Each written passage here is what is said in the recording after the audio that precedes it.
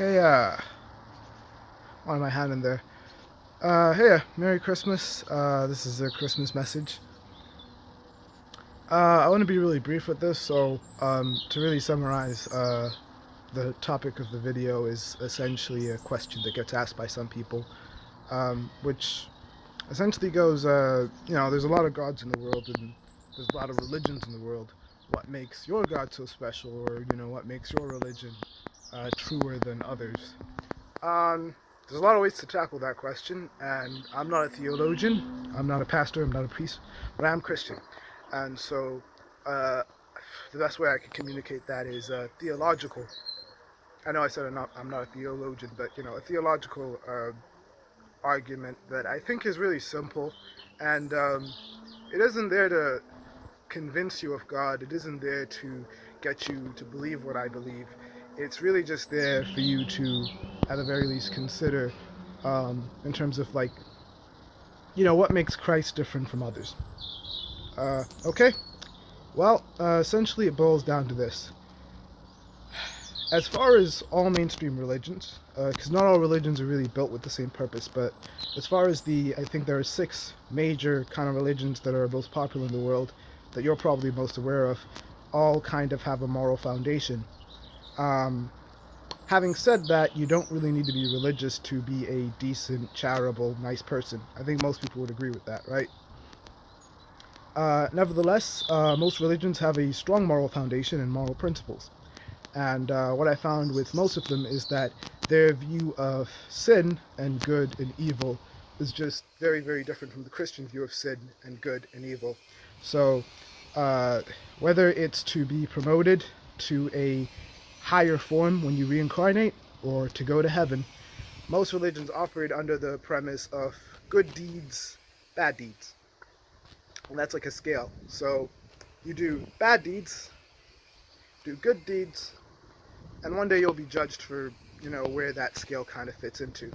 And so the main principle is that if you want spiritual enlightenment, or you want to be saved, you essentially need to be very, very good. I think some of the miscellaneous religions are a bit more focused on knowledge, but I think that's equally problematic. So in Christianity, we don't really think that way. And this could be summarized in a book called Haggai, which is a book in the Bible, chapter 2, wherein the prophet Haggai goes to a priest and he says, the sentiment of, I'm not quoting verbatim, but he says, hey, if you have a clean object and you have an unclean object, and the unclean object touches the clean object, will the clean object remain clean? To which the priest says, well, no, now the clean object is unclean because it's touched something dirty. And so Haggai goes, okay then, if I have an unclean object and a clean object, and the clean object touches the unclean object, does the unclean object become clean? And the priest goes, no, because the clean object obviously can't transfer its cleanliness. And that's how we view sin, essentially. It's like, which puts the moral barometer a lot higher, because if you look at a shirt, whether it's dipped in mud or it has lots of food stains, or alternatively you've just been wearing it a day and you've just been sweating a little bit, we're still going to consider all 3 of those shirts dirty. It doesn't really matter how dirty. And that's the main difference. And I've got a pretty testimonial example of me getting into this understanding early on this year, because I just got saved recently. And essentially I was minding my own business, kind of watching YouTube videos, and I found this really interesting one, which was about a teacher who, he was a pedophile, so he essentially had a collection of child pornography. And what happened to this guy was, when he was caught, he left his, I think it was like a USB drive, which had a collection of all his child pornography. And he left that there, and he ran off, fugitive. They were looking for him everywhere. And he was going around just doing charity works, volunteer work. He was helping out the homeless, so forth and so forth. Eventually they caught him, and they arrested him. And so as they were interviewing him, he was, essentially explaining, hey, I've hurt a lot of people in my life. I've done a lot of wrong. I've made a lot of mistakes, but I'd say that I've also helped a lot of people in my life, right? And I guess from the Christian perspective, that's kind of how most religions and most people kind of think. And as I was watching that video, I was kind of reflecting on my own life, and I thought to myself, well, hey, at least I've made a lot of mistakes in my life, and I've done a lot of sins, but at the very least, I've never committed a crime. To which a memory popped up in my head, and I thought to myself, wait a minute, Victor, you have committed a crime before. And I thought to myself, okay, well, yeah, but I've never done a crime that hurt anybody.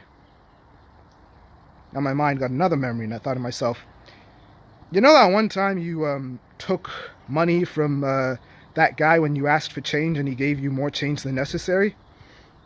Isn't that technically stealing? And couldn't you possibly lose your job if you gave somebody more money than necessary? Because, I've done a job before. I know that, they take discrepancies in the amount of money that's actually supposed to be on the till quite seriously. Yeah, I thought about that. I was like, well, nothing I did was still as bad as this guy. But that didn't really work anymore, because I think what essentially happened was when you're thinking from a human perspective, you always have a human moral barometer. And this is why you start to differentiate certain things as worse than others. And things are worse than others, but, it suddenly becomes a case of there's a difference between somebody selling cocaine and someone selling marijuana and someone selling, just freely distributing pirated films. There's a difference between somebody engaging in an incestuous relationship and someone watching actors pretend to engage in an incestuous relationship on a porn site. And these become little lines. And depending on where you live, these can really change, So somebody who grew up in the ghetto, a phrase that they kind of often use is, well, yeah, this person's gone to jail for a crime they did commit, but doesn't make them a bad person. So it really does have to do a lot with morality and culture. But now that I knew God existed, because I believed in God before, and this sentence is going to make a lot of sense to a lot of people. I believed in God, but I didn't know He actually existed.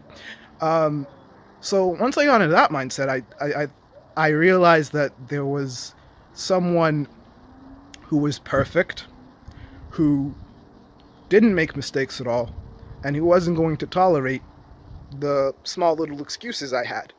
God didn't grow up in Detroit. He's not going to say, well, hey, Rashawn, you did this and this, but at the very least, you're a real nice person. I know you really care about your friends. Or, hey, man, I know you sexually harassed this and that person, but you had a really good career and you made these really good movies and made nice songs. So I'm going to let you off. Not going to really happen. And I'm not saying all crimes are equal. I'm not saying that that killing somebody is the same thing as, say, stealing a candy wrapper. I'm saying that every crime is enough to get you convicted. And I got really scrupulous about this stuff because I was thinking deeply about it. And I was thinking to myself, man, how much would I get fined for this? How much could you get into prison for this? What kind of court arguments could you make? And the thing I realized was that absolutely no argument you made would be valid before God. Because there's a big difference between using other people as a litmus test for how good you are and using God as a litmus test for how good you are. And it turns out that if you're not perfect, you don't make the mark. So I got really worried about this because it has pretty negative implications on my part. It essentially means I'm doomed. And, I was seriously considering, man, how am I going to get punished? Who can be saved, as the disciples say. So I prayed about it. I opened up my Bible and I was led to the verse in Romans that says, and now there is no condemnation for those who are in Christ Jesus. So you wanted an answer, what makes Christianity different? What makes our God different? Well, this is where the difference actually starts to come up. Sorry, let me that this way.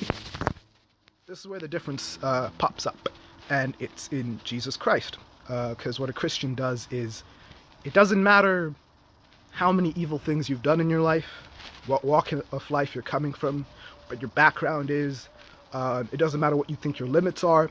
It's not based on what you're capable of or what your experiences are.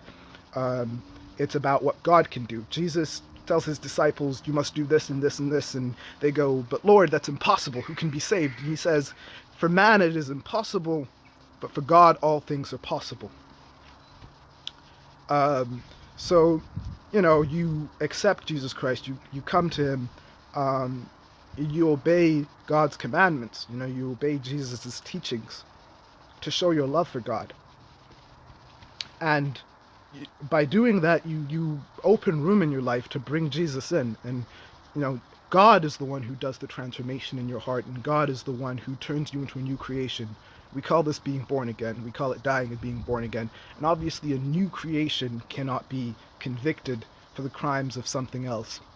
The person who has been conformed to the image of Christ is a completely different creation from the person who started off in life. So a lot of people say, but God made me this way, to excuse the way that they live. But God made me this way. I was just born with this.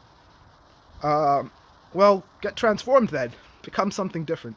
And you do that by coming to God and being transformed. And this kind of goes into salvation, because something I found really interesting was that most mainstream religions believe in Jesus. Most of them like him. If you go to a Buddhist and you ask them about Jesus, they'll say, yeah, we like Jesus. He's a nice guy. The only difference is that Buddhists don't believe in Jesus, and that is to say that for them he's just another enlightened person, and anyone can do what he did, and anyone can get enlightened. You go to a Hindu, he's just an avatar though. If you go to a Sikh, oh, he's just another saint. If you go to a Muslim, oh, he's just another prophet. Christianity is the only real religion that believes that he is the Son of God, and that he died for your sins on the cross, and that he rose again. Whereas the other ones I mentioned, not only is this the one thing that they don't want to believe, is that he's the Son of God, and they definitely don't want to believe that he died and then he rose, if they're even willing to believe that he died at all. This will be denied, and I guess that's where the theological differences kind of start to splinter, because you've got this worldly concept of, if I do just about enough good deeds, I can make up for that mistake. And then you've got this godly concept of, your good deeds are like filthy rags. Once you've done the crime, you've been convicted. And it sounds unfair to people, but, it's how it is. So that's the difference I would point out. And it's pivotal in Christian beliefs. If you read the first epistle of John, I can't remember where he says it, but he says, who is the liar? It is he who denies that Jesus is the Christ, for he denies the Son and Father also, and whoever denies the Son denies the Father also. Whoever does not have the Son does not have the Father. If you don't have Jesus, you can't have God, is the gist of it. Another one, don't believe every spirit. Test the spirits to see if they are from God. And here's how we know which spirit is from God. Any spirit that tells you that Jesus has come in the flesh, we're being literal about this. He didn't resurrect as a ghost or something like that. He was in the living flesh. He was a physical person. He came back to life. Whichever spirit comes and says, Jesus has risen in the flesh, is of the truth. Any spirit that denies this is of the Antichrist. Hope you enjoyed. Merry Christmas.